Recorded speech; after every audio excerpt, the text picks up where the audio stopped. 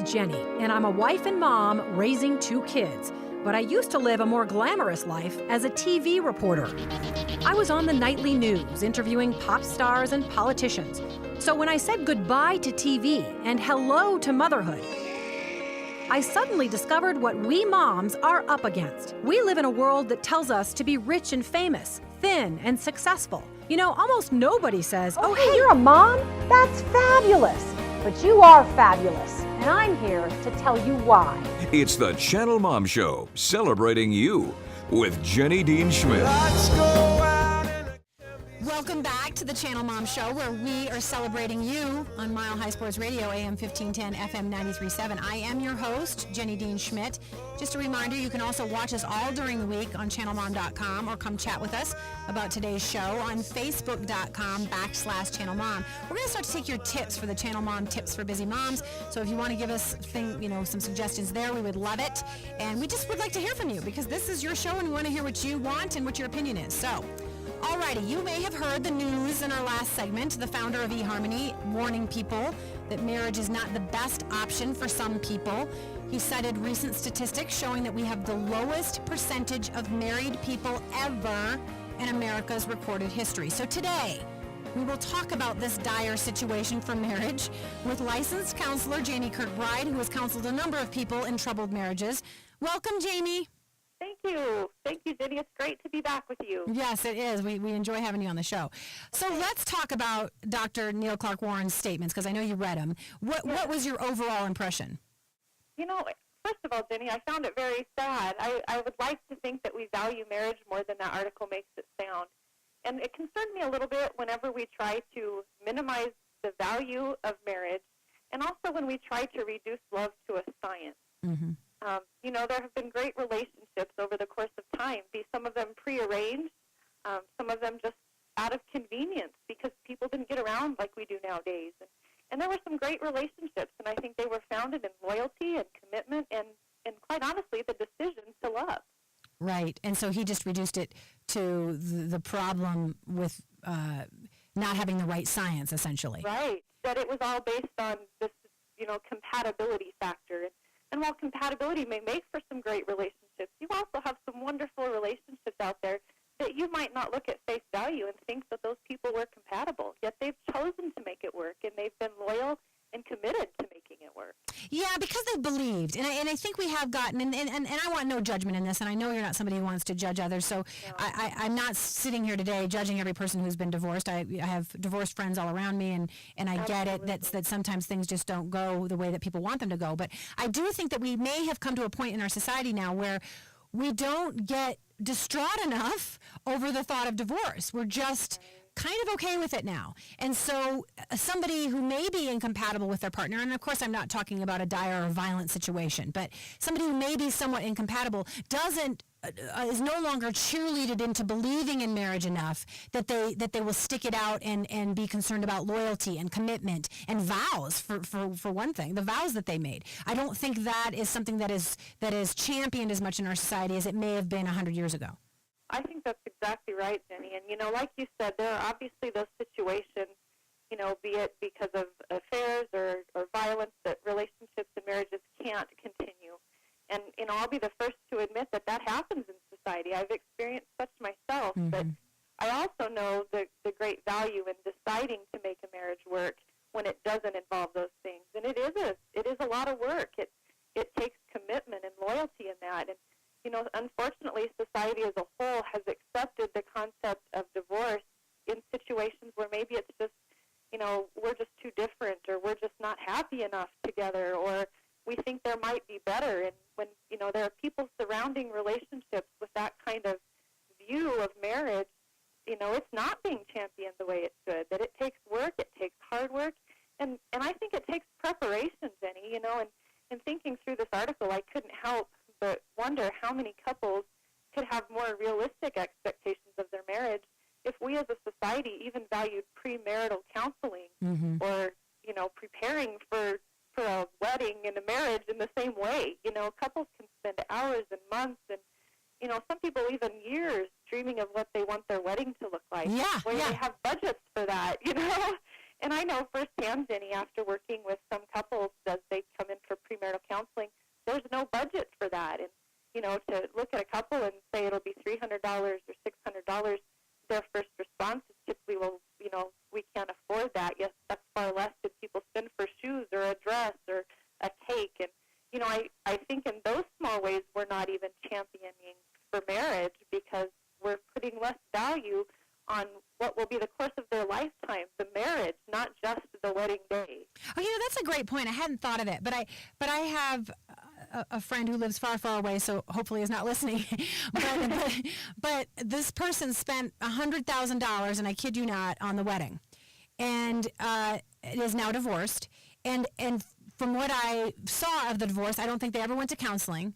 So they could afford the $100,000 for the wedding, but not $10,000 to fix the marriage. And it's so sad that we romanticize it and think it's going to be the most wonderful thing, but then we don't commit to the thing that we have held so much in the actual wedding.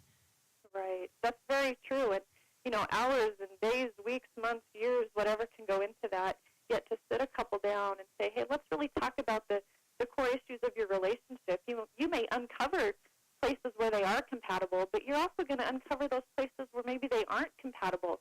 And not that doesn't make them a good couple, but maybe they just need the tools as to how to address those areas.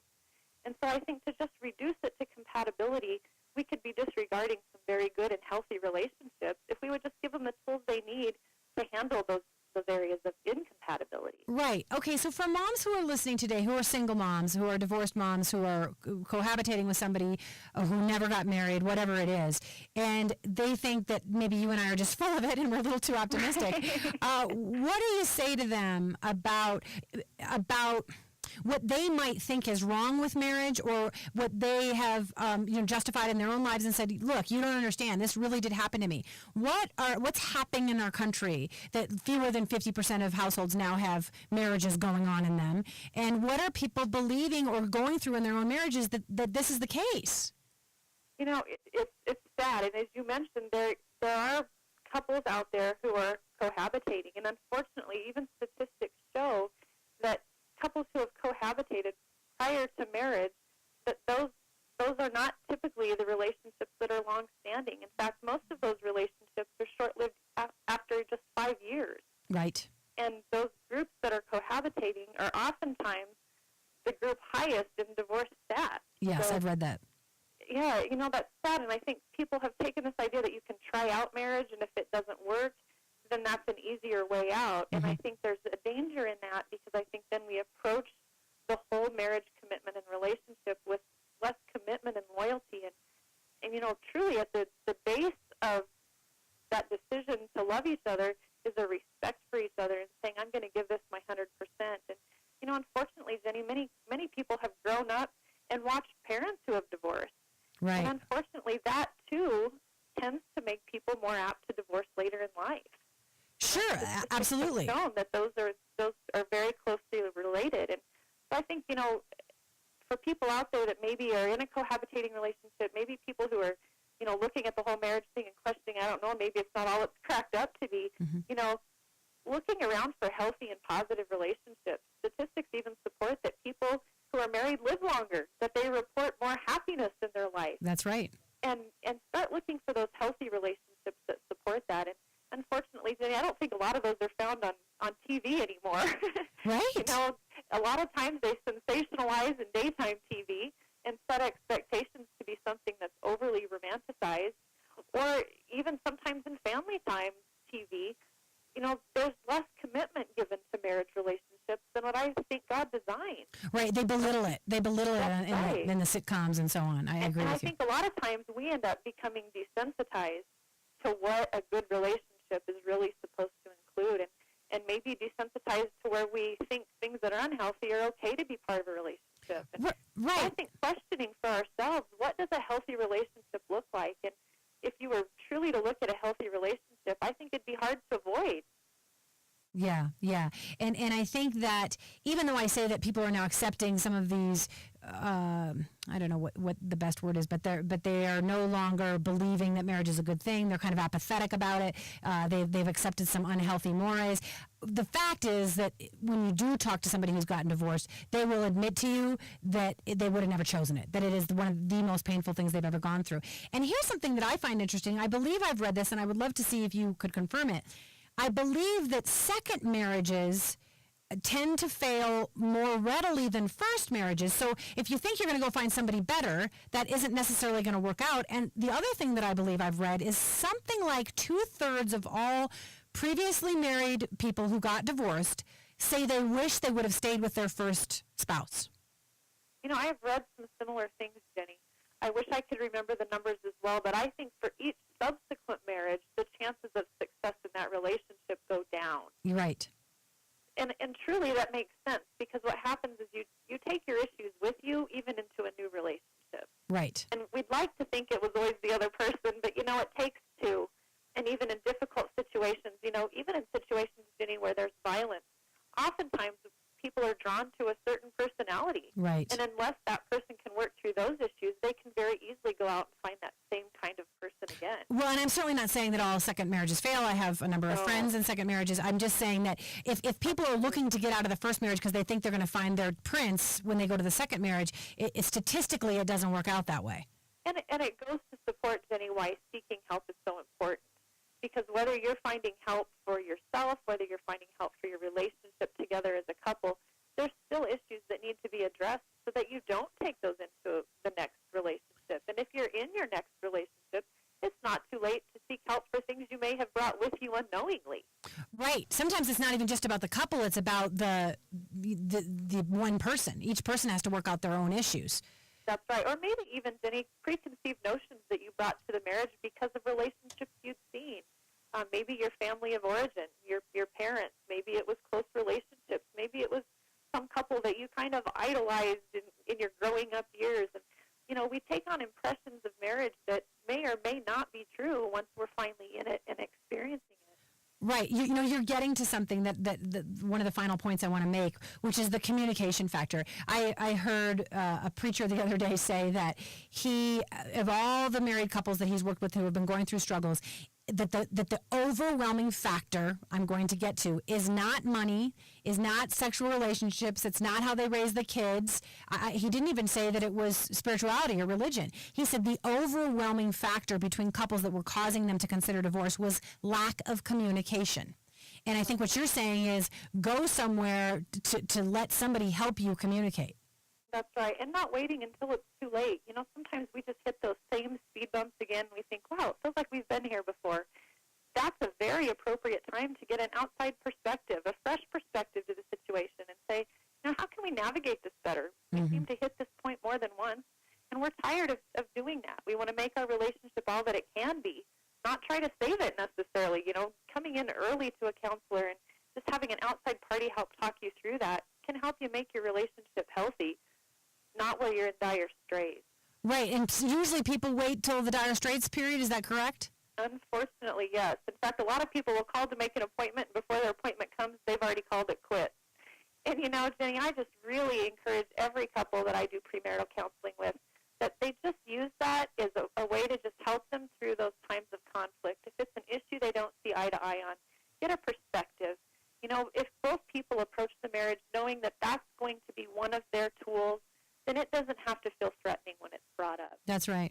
Well, Jamie, I want to thank you for being with us today. If anybody wants to contact you, is there a place they can contact you?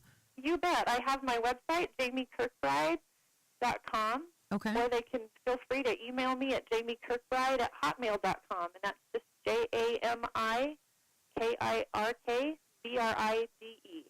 Well, you're wonderful as usual, Jamie. We'll have you back soon because I really do think you've got some wisdom for couples out there who are struggling. So thanks so much. Thanks, Jenny. I appreciate your time. All right. Bye-bye, Jamie. Okay, bye-bye.